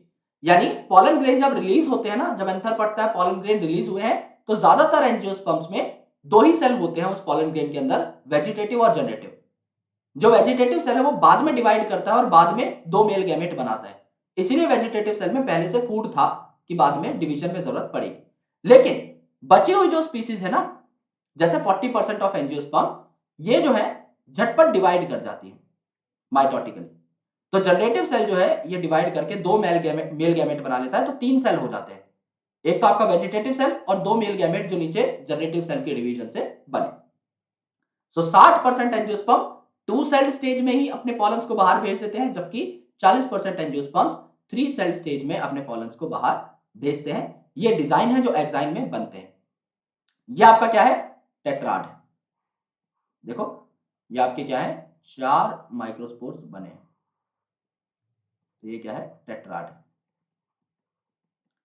ये वो सेम चीज है जो मैंने आपको दिखाई। ये आपका पॉलन ग्रेन है, इसमें आपका एक सेल था, ठीक है, एक सेल था, इसमें वैक्यूलेशन स्टार्ट हुई। इसका न्यूक्लियस जो है वो डिवाइड होना स्टार्ट हुआ, तो क्या हुआ, एसिमेट्रिक स्पिंडल बना। एसिमेट्रिक स्पिंडल मतलब दो डिफरेंट साइज के सेल्स बनेंगे, two different sized cells will be formed, will be formed, right? तो यहां पर क्या हुआ, एसिमेट्रिक स्पिंडल बना, नीचे छोटा वाला जो सेल है स्पिंडल शेप का, ये क्या बना, जनरेटिव सेल, और ऊपर का जो इरेगुलरली शेप न्यूक्लियस और डेंस साइटोप्लाज्म कैरी करने वाला बड़ा सेल है, ये क्या कहलाया, वेजिटेटिव सेल। ये आपकी क्या हो गए, डिवीजन हो गए। तो टू सेल्स यहां पर बने। आगे फ्यूचर में जनरेटिव सेल भी दो में डिवाइड कर सकता है और दो मेल गैमेट्स तैयार कर सकता है। ऑलराइट, अब देखिए यार, ये जो पॉलन ग्रेन्स है ना, इनसे काफी बार एलर्जीज भी हो जाती है, राइट? काफी लोगों को नहीं सूट करते पॉलन, तो पॉलन से काफी ज्यादा एलर्जीज हो सकती है और ब्रोंकियल एफ्लिक्शंस भी हो सकते हैं, छाती में दर्द भी स्टार्ट हो सकता है, सांस लेने में तकलीफ भी हो सकती है, एस्थमा, ब्रोंकाइटिस जैसी बीमारियां भी हो सकती हैं। जैसे कि पार्थिनियम या कैरेट ग्रास, जो आपको नॉर्मली अपने घरों के बाहर भी देखने को मिल जाएगी। ये जो पार्थिनियम है, ये इंडिया में आया था as a contaminant of imported wheat, यानी हमने बाहर देश से जब व्हीट मंगाया था, गेहूं मंगाया था, तो उसके साथ पार्थिनियम या कैरेट ग्रास आ गई, और ये इतना तगड़ा वीड है कि ये बहुत ज्यादा ग्रो करता है। मेरे घर के बाहर भी पार्थिनियम है, अगर आप बोलोगे just let me know in the comment section, अगर आपको नहीं पता पार्थिनियम क्या होती है, मैं आपको बकायदा दिखा दूंगा। तो ये बहुत ज्यादा देखने को मिलता है, और इसके जो पॉलन है, ये बहुत ज्यादा एलर्जी कॉज करते हैं। काफी लोगों को हे फीवर भी हो जाता है इसकी वजह से, तो सांस लेने में तकलीफ होती है, आंखों से पानी बहना स्टार्ट हो जाता है, और बार बार छींकें आना स्टार्ट हो जाती है, बहुत दिक्कत होती है कई लोगों को पॉलन से। लेकिन पॉलन जो है, it is a nutrient rich compound, इसके फायदे बड़े सारे हैं। तो वेस्टर्न कंट्रीज में पॉलन्स का इस्तेमाल किया जाने लगा एज टैबलेट्स, यानी गोलियां, और सिरप के फॉर्म में। कहा जाता है कि इससे आपको इंस्टेंट एनर्जी मिलती है, और एथलीट्स और रेस हॉर्सेस को यह खिलाया जाता है, जिससे कि उनकी परफॉर्मेंस बढ़ सके और वो जीत सके। इस हिसाब के पॉलन प्रोडक्ट्स आते हैं। ये आपकी क्या है, पॉलन टैबलेट है, जो वेस्टर्न कंट्रीज में स्टार्ट हुई थी। यहां पर कंट्री का नाम भी लिखा हुआ है, फ्रॉम इंग्लैंड, तो आप ये नोट भी कर सकते हैं, एनसीईआरटी की छोटी छोटी बातें, राइट? अब ये जो पॉलन है, एंथर फटा पॉलन रिलीज हुआ, तो इस पॉलन को पहुंचना पड़ेगा फीमेल तक, इससे पहले कि उसकी बैटरी खत्म हो जाए। सिंपल भाषा में बता रहा हूं, यानी हर चीज कुछ टाइम तक ही एक्टिवेट रहती है। जैसे आपके बैंक का ओटीपी है, 5 मिनट के लिए आपके पास ओटीपी आया, 5 मिनट में ओटीपी डाल दिया तो वेल एंड गुड, वरना दोबारा ओटीपी आएगा। सिमिलरली ये वायबिलिटी लूज कर देते हैं, यानी इनकी वायबिलिटी लेट से 5 मिनट है ओटीपी की तरह, तो 5 मिनट में इसे किसी फीमेल के ऊपर जाके टिकना पड़ेगा, वरना इसकी पोटेंशियलिटी ही खत्म हो जाएगी, ये फिर काम नहीं कर पाएगा। तो ये जो वायबिलिटी है ना, ये वेरिएबल रहती है, और टेम्परेचर और ह्यूमिडिटी पर डिपेंड करती है अप टू एन एक्सटेंट, कि कितना टाइम जो है पॉलन को मिलना चाहिए। जैसे कुछ सीरियल्स हैं, जैसे कि आपका राइस है या व्हीट है, तो चावल और गेहूं के अंदर 30 मिनट का वायबिलिटी पीरियड मिलता है पॉलन को, यानी 30 मिनट में अगर वो पहुंच गया अपनी फीमेल तक तो वेल एंड गुड, अदरवाइज फिर वो पॉलन किसी काम का नहीं रहेगा। तो पॉलिनेशन बहुत एक्यूरेट और टाइम पे होनी चाहिए। इसके अलावा रोजेसी के कुछ मेंबर, यानी रोज फैमिली, लेग्यूमिनेसी यानी लेग्यूम की फैमिली, सोलेनेसी यानी आलू बैंगन की फैमिली, इनके अंदर वायबिलिटी मंथ तक रहती है। यानी आज पॉलन रिलीज हुआ, किसी इंसेक्ट की बॉडी पे चिपका रह गया, अगले महीने में गिर रहा है किसी फीमेल के ऊपर, तो भी फर्टिलाइजेशन करने लायक है वो। तो रोजेसी, लेगुमिनेसी और सोलेनेसी आपको याद होना चाहिए, आरएसएल से आप याद कर सकते हो। ओके, चलिए। और पॉलन्स को आप लोग स्टोर भी कर सकते हो इन -196 डिग्री सेल्सियस लिक्विड नाइट्रोजन, जैसे कि आप ह्यूमन के स्पर्म्स को स्टोर करते हो या किसी सीड को स्टोर करते हो, तो स्पर्म बैंक बनते हैं, सीड बैंक बनते हैं, इसी तरीके से पॉलन बैंक भी बन सकते हैं। तो जब आपको किसी अच्छे पॉलन की जरूरत हो, आप उसे निकाल सकते हैं फ्रॉम द बैंक और उसको डस्ट करा सकते हैं ऑन फीमेल, जिससे कि आपका मेल गैमेट आपकी चॉइस का हो और बढ़िया तरीके से फर्टिलाइजेशन हो सके।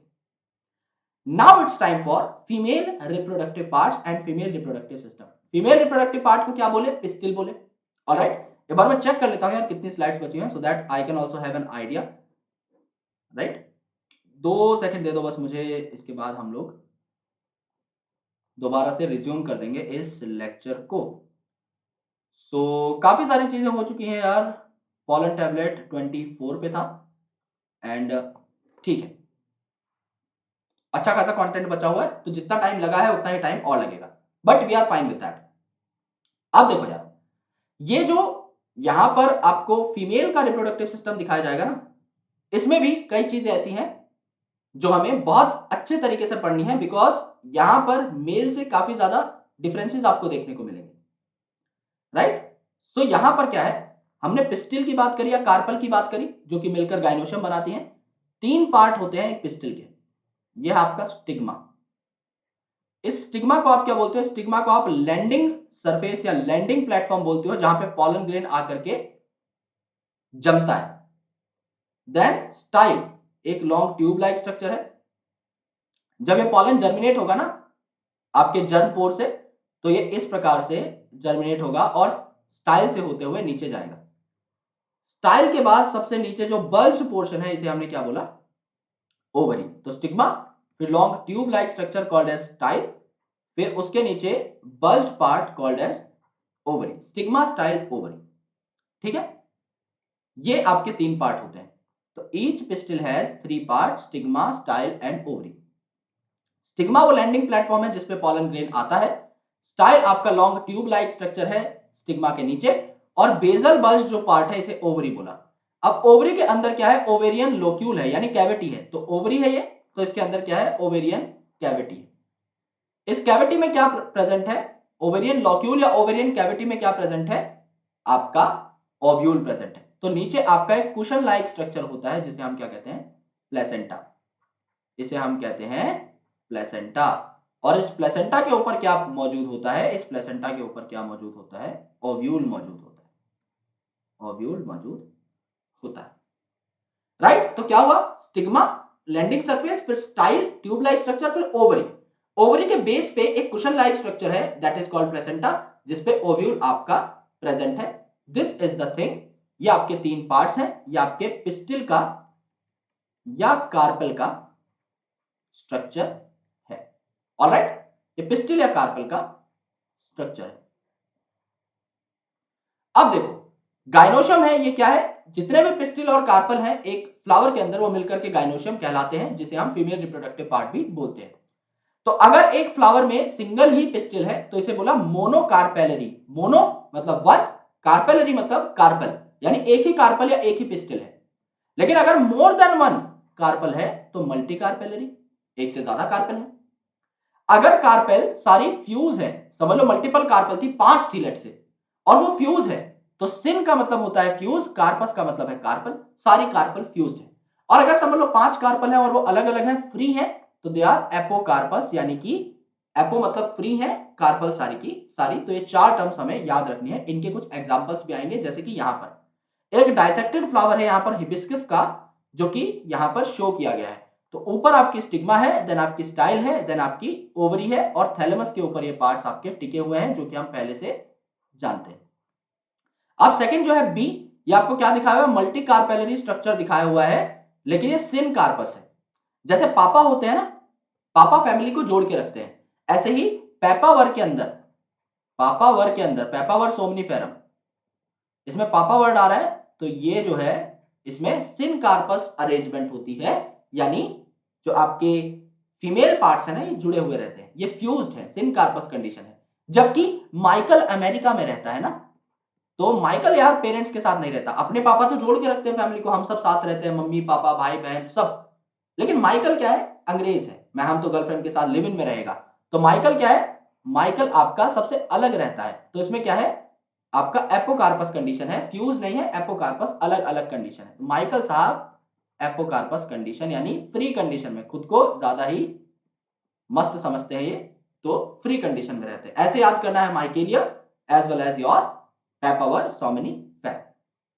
यह आपका स्ट्रक्चर है एक ओव्यूल का। इस पे थोड़ा हम बाद में आएंगे, राइट। पहले ओव्यूल के दर्शन कर लेते हैं, फिर इसके बारे में चर्चा करनी सही रहेगी। अब arising from placenta or megasporangia, जिनको ओव्यूल कहा जाता है। यानी ओव्यूल को मेगास्पोरेंजिया बोला, ऊपर भी लिखा हुआ है हेडिंग में, मेगास्पोरेंजियम ही ओव्यूल है। यानी ओव्यूल के अंदर क्या बनेंगे? मेगास्पोर बनेंगे, राइट। ओव्यूल के अंदर मेगास्पोर बनेंगे, और उन मेगास्पोर से फर्दर एम्ब्रियो सैक की डेवलपमेंट होगी। कैसे? वो हम देखेंगे। तो मेगास्पोरेंजिया और ओव्यूल एक ही होता है। So number of ovule in an ovary can be variable. Ovary आगे डेवलप होकर क्या बनाती है, मैच्योर्ड ओवरी को क्या बोलते हैं, फर्टिलाइजेशन के बाद ओवरी क्या बनाती है, फ्रूट, और ओव्यूल क्या बनाती है, सीड। तो आपको अगर ये पता करना है एक ओवरी में कितने ओव्यूल है तो उसका फ्रूट देख लो, ये पता कर लो कि फ्रूट में कितने सीड है। जैसे व्हीट है तो एक ही दाना होता है उसमें, एक दाना यानी एक सीड, सीड किससे बना है, ओव्यूल से, तो एक ओव्यूल होगा तभी एक सीड बनेगा। सिंपल सी बात समझ में आ गई। पैडी है, मैंगो है, आम में एक ही गुठली है, यानी एक ही ओव्यूल रहा होगा तो एक ही आपका फर्टिलाइजेशन के बाद सीड बना। सिमिलरली काफी ऐसे प्लांट्स हैं, काफी ऐसे फ्रूट्स हैं जिनमें मल्टीपल सीड है, जैसे पपाया। अब इसमें समझ लो 150 बीज बने तो 150 ओव्यूल भी रहे होंगे, हर ओव्यूल सीड में कन्वर्ट हो गया। वाटरमेलन है, इसमें समझ लो 50 सीड है तो 50 ओव्यूल भी रहे होंगे। ऑर्किड है, इसमें छोटे छोटे हजारों काले सीड्स हैं तो हजारों ओव्यूल्स भी रहे होंगे। तो ओव्यूल से ही तो सीड बनता है ना। तो अगर आपको पता करना है कि कितने ओव्यूल है एक पर्टिकुलर प्लांट के अंदर, उसका फ्रूट देख लो काट करके, जितने सीड उतने ओव्यूल रहे होंगे।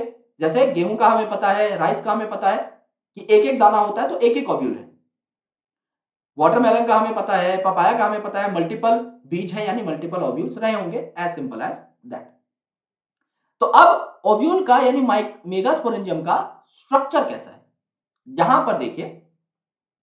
ओव्यूल जो है, it is a small structure attached to the placenta by means of a stalk called funicle. यानी एक छोटा सा स्ट्रक्चर है ओव्यूल जो कि प्लेसेंटा नाम के कुशन से अटैच है एक डंडी से, उस डंडी को क्या बोला हमने, फ्यूनिकल। और ओव्यूल जो है ये फ्यूनिकल के साथ अटैच हुआ, डंडी से ओव्यूल अटैच हुआ नीचे वाले रीजन से जुड़ने के लिए। तो डंडी और ओव्यूल जहां पे अटैच हुए ना, उस रीजन को क्या बोले हम लोग, हाइलम। तो उस रीजन का नाम, उस जंक्शन का नाम क्या है, हाइलम। सो हाइलम क्या है, ये जंक्शन है ओव्यूल और फ्यूनिकल के बीच का। समझ लो ये आपका प्लेसेंटा है, ये आपका प्लेसेंटा है, ये आपका ओव्यूल है, ये आपका ओव्यूल है। तो ओव्यूल आपका फ्यूनिकल से जुड़ा हुआ है ना यहां पे, तो ये यहां पे मैंने क्या बनाया, ये प्लेसेंटा है, ये आपका ओव्यूल है, ये आपका क्या है, ये आपका फ्यूनिकल है। डंडी लाइक स्ट्रक्चर इज फ्यूनिकल। तो ये जो रीजन है ना जिसमें फ्यूनिकल, ओव्यूल का भी पार्ट है, फ्यूनिकल भी पार्ट है, ये जो जंक्शन है इसे हमने क्या बोला, हाइलम बोला। ये इंपॉर्टेंट बात है। डायग्राम से आई होप सब कुछ क्लियर हो गया होगा। अब ये जो ओव्यूल है इसके दो कवर होते हैं, ओके, एक भी हो सकता है दो भी, यूजुअली दो कवर होते हैं, इनको आप क्या बोलते हैं, इंटेग्यूमेंट। जो बाहर वाला कवर है उसे बोला जाता है आउटर इंटेग्यूमेंट, जो अंदर वाला कवर है उसे बोला जाता है इनर इंटेग्यूमेंट। और इस अंदर वाले लेयर के अंदर कुछ सेल्स प्रेजेंट होंगे, इन्हें बोला जाता है न्यूसिलार सेल्स या न्यूसिलस सेल्स, राइट। और एक इसमें टिप रहती है जहां पे दरवाजे खुल रहे होते हैं, जैसे ओपनिंग है वो प्रेजेंट होनी चाहिए कवर में से भी। जैसे एक ओव्यूल है उसके ऊपर दो कवर है तो पूरा तो कवर नहीं होगा ना, थोड़ी तो जगह चाहिए। जैसे आपका पॉलन ग्रेन के अंदर स्पोरोपॉलिन था, वहां पे जर्मपोर नाम की छोटी सी जगह थी आवन जावन के लिए। सिमिलरली यहां पर भी ओव्यूल है, उसको दो कवर्स ने घेरा हुआ है, इनर इंटेग्यूमेंट ने और आउटर इंटेग्यूमेंट ने। थोड़ी तो जगह चाहिए, थोड़ा स्पेस चाहिए, उस स्पेस को आप क्या बोलते हैं, माइक्रोपाइलर स्पेस बोलते हैं। तो जहां पे पोर प्रेजेंट रहेगा ना, जहां पे स्पेस प्रेजेंट रहेगा, that is called as micropylar part. और उसके जस्ट अपोजिट जो पार्ट रहेगा ना दूसरा, इसे बेसल पार्ट या चलाजल पार्ट कहा जाता है। मैं डायग्राम बना के बता दूंगा, अभी सिर्फ सुन लो, राइट, कि क्या हो रहा है। देखो गौर से देखना, ये क्या है, आपके न्यूसिलस के सेल्स हैं, ये आपके न्यूसिलस के सेल्स हैं। न्यूसिलस के सेल्स के ऊपर दो कवर है, पहला कवर जिसे मैंने बोला इनर इंटेग्यूमेंट, दूसरा कवर जिसे मैंने बोला आउटर इंटेग्यूमेंट। तो आउटर इंटेग्यूमेंट हो गया, इनर इंटेग्यूमेंट। यहां पे क्या है, थोड़ा सा स्पेस बचा हुआ है, स्पेस को मैंने क्या बोला, माइक्रोपाइलर स्पेस। अगर इसको माइक्रोपाइल बोला तो इसके जस्ट अपोजिट क्या हुआ, बेसल पार्ट हुआ, जिसको मैंने बोला चला जा। ये जो आपका ओव्यूल है ये फ्यूनिकल नाम की डंडी से अटैच होगा टू द प्लेसेंटा। यहां पे प्लेसेंटा उल्टा बना रखा है जस्ट, तो फ्यूनिकल नाम के डंडे से अटैच है in the reason called hilum. तो ये जो जंक्शन है ये ओव्यूल का पार्ट है, ये ओव्यूल का पार्ट है, और ये फ्यूनिकल है, तो इसके बीच का जो जंक्शन है इसे क्या बोले हम लोग, हाइलम बोले। यही बात तो हमने करी। अब मेरी बात बहुत गौर से सुनना, मैं एक अलग से स्लाइड ले रहा हूं and I just want to elaborate one concept which is very very important. ये समझ में आ गया तो तुम्हारी बल्ले बल्ले है भाई, इसके बाद तो तुम्हें कुछ भी नहीं चाहिए रहेगा।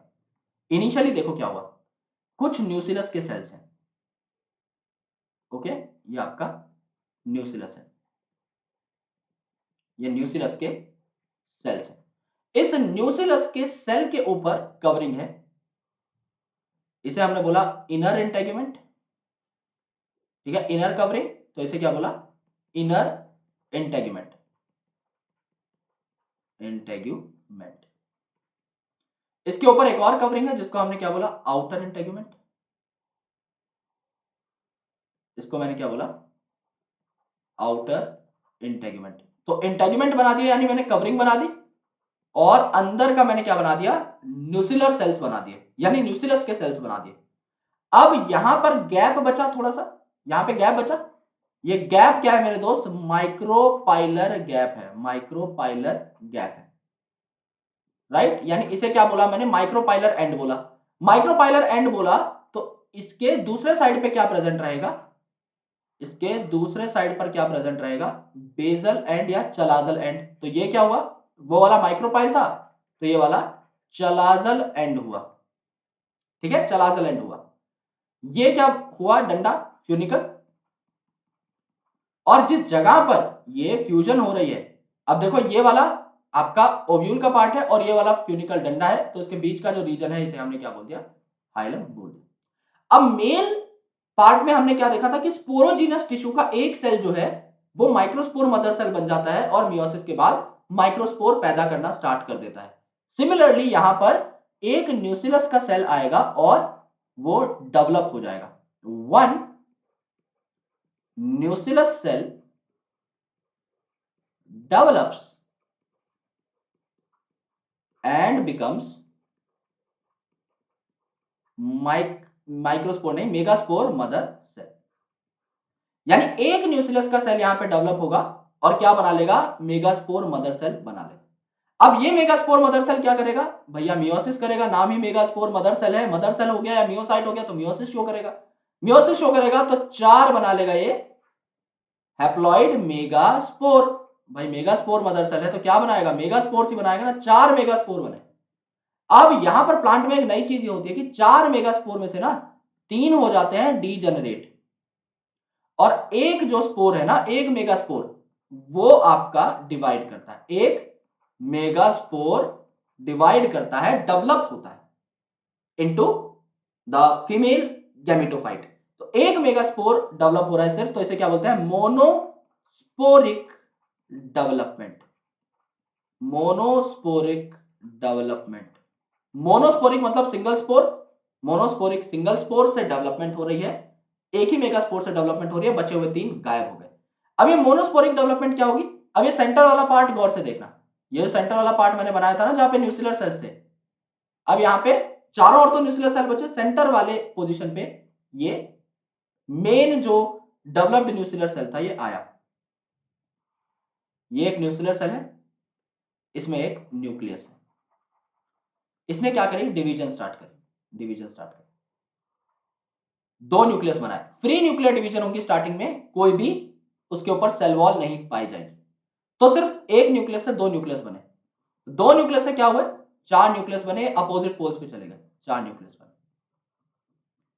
चार न्यूक्लियस बने, चार न्यूक्लियस से क्या हुआ और माइटोसिस हुई, आठ न्यूक्लियस बने, इस हिसाब से आपके आठ न्यूक्लियस बन गए, राइट। तो इनिशियली ये जो डिवीजन है ये फ्री न्यूक्लियर डिवीजन हुई, इसमें कोई भी सेल वॉल नहीं आई, लेकिन बाद में सेल वॉल लानी पड़ेगी भाई, बाद में सेल वॉल लानी पड़ेगी। तो अब तीन सेल्स आपके एक पोल पे आ गए, ये वाले समझ लो ये माइक्रोपाइलर एंड है, तीन सेल्स आपके दूसरे पोल पे आ गए, समझ लो ये चलाजल एंड है, और दो जो आपके सेल्स है, ये दो जो न्यूक्लियस है सॉरी, ये आपके कॉमन सेल बना बैठे जिसे सेंट्रल सेल कहा गया, यानी सेंट्रल वाले सेल में दो न्यूक्लियस हैं इकलौते सेल में, ऐसा आपका एम्ब्रियो सैक डेवलप हुआ। अब एम्ब्रियो सैक के अंदर फीमेल गैमेट है ना, इन आठ न्यूक्लियस में से एक जो न्यूक्लियस है वो फीमेल गैमेट है, तो एम्ब्रियो सैक को क्या बोला, गैमेटोफाइट, गैमेटोफाइट। क्योंकि इसके अंदर गैमेट मौजूद है। इसमें से जो एक सेल है ना माइक्रोपाइलर एंड का, उसे हम एग बोलते हैं, उसे हम फीमेल गैमेट बोलते हैं। तो ये जो स्लाइड है ये मैं इंसर्ट कर दूंगा यार इनटू दिस लेक्चर, जिससे कि आपको मदद मिले। ऑलराइट, ये पूरा का पूरा झमेला है, इस हिसाब से चीजें होंगी। अब आप जब आगे पढ़ेंगे सारा मौज मस्ती में निकल जाएगा सामान, सारी की सारी चीजें आपको एज इट इज याद हो जाएंगी। अब देखो जो हमने पढ़ा है उसके बाहर कुछ भी नहीं आएगा।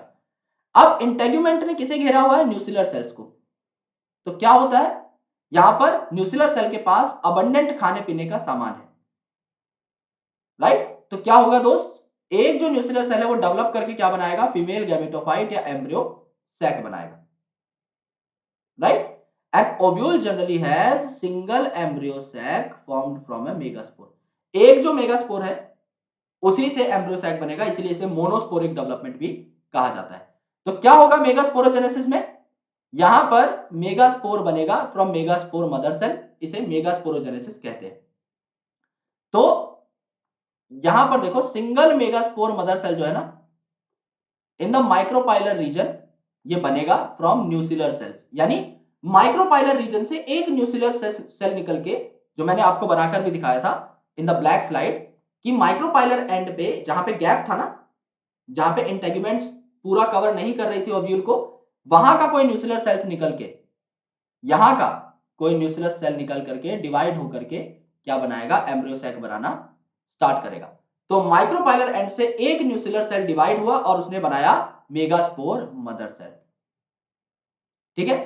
अब ये जो आपका न्यूक्लियर सेल है जो मेगास्पोर मदर सेल बना रहा है, ये बहुत ही लार्ज सेल है और इसमें काफी डेंस साइटोप्लाज्म प्रेजेंट है, प्रोमिनेंट न्यूक्लियस प्रेजेंट है, क्योंकि इसको डिवाइड करना है।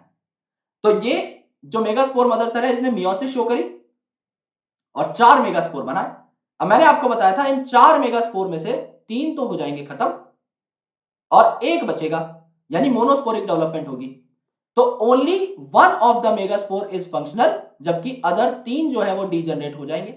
तो सिर्फ आपका फंक्शनल मेगास्पोर ही एम्ब्रियो सैक में कन्वर्ट होगा, इसीलिए इसे मोनोस्पोरिक डेवलपमेंट बोला गया। क्या क्या होता है यहां पर ये देख लीजिए। ये माइक्रोपाइलर एंड है, यहां का एक न्यूक्लियस सेल जो है ये डेवलप हुआ, डिफरेंशिएट किया और ये डिवाइड करना स्टार्ट कर गया। तो एक न्यूक्लियस है, फिर क्या हुआ? इसने 2 सेल बनाए, फिर इसने 4 सेल बनाए, यानी आपका टेट्राड यहां पर बना। अब टेट्राड में से 3 तो आपके गायब हो जाएंगे, राइट? 4 जो आपके हैप्लॉइड सेल्स बने हैं ना, इनमें से 3 तो गायब हो जाएंगे।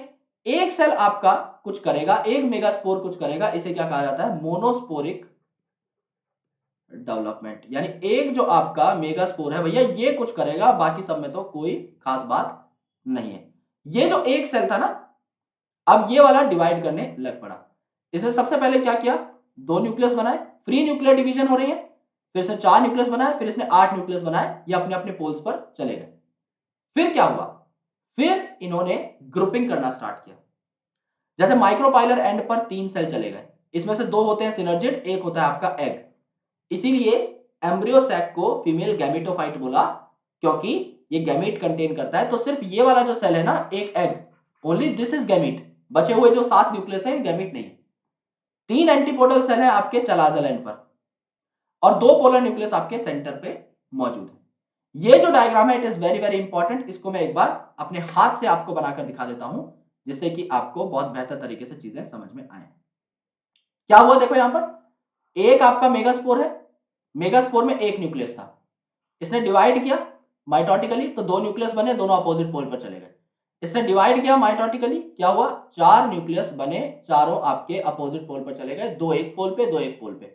और फिर इसने डिवाइड किया अगेन माइटोटिकली, तो क्या हुआ? 4 आपके ऊपर चले गए एक पोल पे और 4 आपके नीचे चले गए। अब ये रीएग्रीगेट होंगे, क्योंकि इन्हें ठीक तरीके से एक एम्ब्रियो सैक बनाना है। अब क्या हुआ इसके बाद? That is important. समझ लो ऊपर आपका माइक्रोपाइलर एंड है या चलाजल एंड है, लेट से ऊपर लेट से आपका चलाजल एंड है। वैसे बेसल होता है यानी बेस पे होता है, लेकिन मान लो कि यार ऊपर चलाजल है। इनमें से जो 3 न्यूक्लियस थे ना ये ऊपर चले गए और इन्होंने सेल वॉल अपने चारों ओर क्या कर ली? टिकवा ली। तो 3 आपके सेल्स बने जिन्होंने 3 न्यूक्लियस को इनकॉर्पोरेट कर लिया। इन तीनों के तीनों सेल्स को क्या कहा गया? इन तीनों के तीनों सेल्स को कहा गया antipodal cells. Antipodal cells. Antipodal cell बनते हैं चलाजल एंड पर। यहां पर माइक्रोपाइलर एंड है चलाजा के जस्ट अपोजिट, तो ये क्या हो गया, माइक्रोपाइलर एंड हो गया, माइक्रोपाइलर एंड हो गया। माइक्रोपाइलर जो एंड है इसमें दो आपके सेल्स बने जिनको हमने बोला सिनर्जिड्स, दो सेल को हम लोगों ने बोला सिनर्जिड्स। और तीसरा जो है यहां पर वो काफी स्पेशल है, तीसरा जो है इसको हमने बोला एग, यानी ये गैमीट है। तीसरा जो हमने बोला ये है आपका एग, यानी ये गैमीट है, फीमेल गैमीट है। और बचा हुआ जो सेंटर का पूरा पार्ट है ना, ये मिलकर एक ही सेल है। इसमें आप दो न्यूक्लियस बचे हुए हैं आपके, 6 ने तो आपके सेल्स बना लिए, पर दो जो न्यूक्लियस बचे हुए हैं ये आपके एक ही सेल में पाए जाएंगे। इसे बोला जाता है सेंट्रल सेल, क्योंकि सेंट्रल पार्ट घेर रहा है ना पूरा का पूरा, तो this is called as central cell.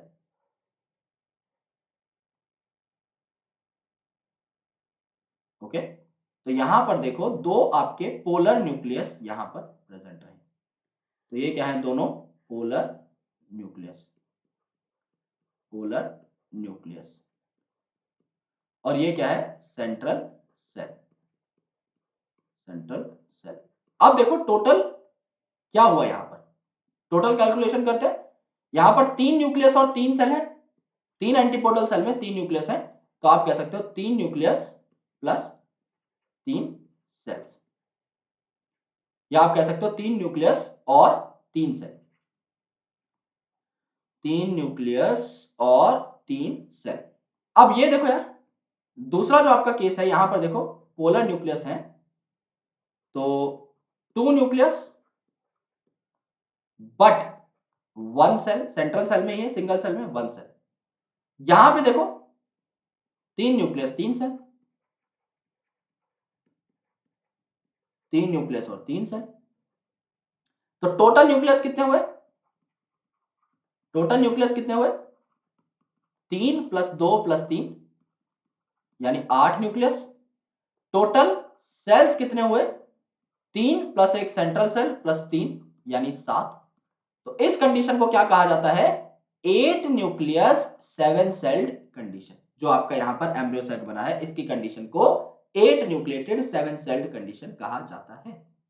यहां पर अगर आप देखें सिनर्जिड को, तो यहां पर कुछ थिकनिंग्स होती हैं जिसे कहते हैं फिलीफॉर्म अपरेटस। पॉलन यहां से एंट्री करता है, राइट, तो फिलीफॉर्म अपरेटस गाइड करता है पॉलन को कि एग कहां है, क्योंकि पॉलन ग्रेन को तो एग के पास आना है ना, तो वो इसी माइक्रोपाइलर एंड से एंट्री करता है यूजुअली, चलाजा से भी कर सकता है लेकिन यूजुअली माइक्रोपाइलर एंड से करता है, जिससे एग वहीं की वहीं मिल जाए। तो फिलीफॉर्म अपरेटस उसे बताता है कि देखो यार वो रहा है, उसके पास चले जाओ, हमारे से होते हुए चले जाओ। तो फिलीफॉर्म अपरेटस गाइड करता है पॉलन को, गाइड्स पॉलन कि भैया जाना कहां पर है, ये चीज। ऑलराइट, तो ये आपका जो डायग्राम है पूरा का पूरा कवर हो गया, इसमें कुछ भी नहीं रहता है, और ना ही थ्योरी में आप कुछ बचेगा, जो मैंने आपको बताया था थ्योरी में कुछ भी नहीं बचेगा फॉर श्योर। देख लो भाई, बाकी देखो एक आपका फंक्शनल मेगास्पोर बचा जिसमें एक न्यूक्लियस था। अब मेगास्पोर तो एक सेल है, हैप्लॉइड सेल, वो माइटोटिकली डिवाइड करेगा। पहले एक न्यूक्लियस से दो न्यूक्लियस बनाएगा, दो से चार न्यूक्लियस बनाएगा, चार से आठ न्यूक्लियस बनाएगा, जो कि फ्री न्यूक्लियर डिविजन होंगी, क्योंकि इसमें सेल वॉल अभी नहीं आई है किसी भी न्यूक्लियस के ऊपर, लेकिन बाद में सेल वॉल्स आएंगी। सेल वॉल जब आ जाएंगी तो एम्ब्रियो सैक यानी फीमेल गैमेटोफाइट तैयार हो जाएगा। अब 6 जो आपके सेल्स हैं ये तो न्यूक्लियस लेके बैठ गए, 3 एंटीपोडल, 2 आपके सिनर्जिड, एक आपका एग सेल, लेकिन बचा हुआ जो सेंट्रल सेल है इसमें 2 पोलर न्यूक्लियस साथ में प्रेजेंट होंगे, इसीलिए इस कंडीशन को क्या कहा जाता है, 8 न्यूक्लिएटेड 7 सेल्ड कंडीशन कहा जाता है, जो मैंने आपको प्रूव करके दिखा दिया है। एग अपरेटस आप किसे बोलते हैं, एग और उसके आसपास के सेल्स को। तो जो आपका माइक्रोपाइलर एंड पे एग है ना, इसके आसपास 2 सिनर्जिड भी हैं, इन तीनों सेल्स को मिला के एग अपरेटस बोलोगे। तो 2 synergid plus 1 egg cell is called egg apparatus. Synergid पे फिलीफॉर्म अपरेटस भी होता है जो गाइड करता है आपके पॉलन ट्यूब को कि भैया एग यहां पर है, यहां पर जाकर फर्टिलाइज करना है। और 3 आपके चलाजल एंड के ऊपर सेल्स होते हैं जिन्हें एंटीपोडल बोला जाता है। एक सेंट्रल सेल में 2 पोलर न्यूक्लियस होते हैं, ये बात। I hope everything is clear. मैंने 2 स्लाइड्स का उपयोग किया था, वो दोनों स्क्रीनशॉट्स में ऐड कर दूंगा इन द स्लाइड जो कि आपको चैप्टर के कंप्लीशन के बाद मिल जाएंगी। अगर आप हमारे 100 डेज क्रैश कोर्स का पार्ट बनना चाहते हैं तो दोस्तों you are most welcome. Crash course को स्टार्ट हुए सिर्फ एक ही दिन हुआ है and we have got phenomenal response. Please make sure कि आप डिस्क्रिप्शन में दिए हुए लिंक्स पर जाएं, हमारे क्रैश कोर्स को ज्वाइन करें और एकदम प्रीमियम फैकल्टीज के प्रीमियम लेक्चर्स को एंजॉय करें। जहां पर हमारी एप्लीकेशन है दोस्त, जिसे हम लोग कहते हैं मार्क्स अप लर्निंग एप्लीकेशन, इसको आप इंस्टॉल कर सकते हो और हमारे क्वेश्चन बैंक्स को भी परचेज कर सकते हो जो स्टार्ट होते हैं from a range of 10 rupees to 100 rupees. And आप टेलीग्राम चैनल को भी ज्वाइन कर लीजिएगा जिसका नाम है मार्क्स अप लर्निंग एप्लीकेशन। अगर आप हमारे टेलीग्राम चैनल को ज्वाइन करोगे तो आपको हर चैप्टर की कंप्लीशन पे हमारे नोट्स मिल जाएंगे। आज मैं रिप्रोडक्शन इन ऑर्गेनिजम्स के नोट्स भी डाल दूंगा और आपके इस चैप्टर के नोट्स आपको इस चैप्टर की कंप्लीशन के बाद मिल जाएंगे। So thank you so much guys for watching this video up. If you really enjoyed this video then please subscribe to my channel and please share this channel with your friends. As well as you can get connected yourself at variety of social media handles of mine. Each and everything is present in the description. Please go and check it out. Thank you यार, मिलता हूँ आपसे अगले session के अंदर कल। Bye bye, take care, जय हिंद।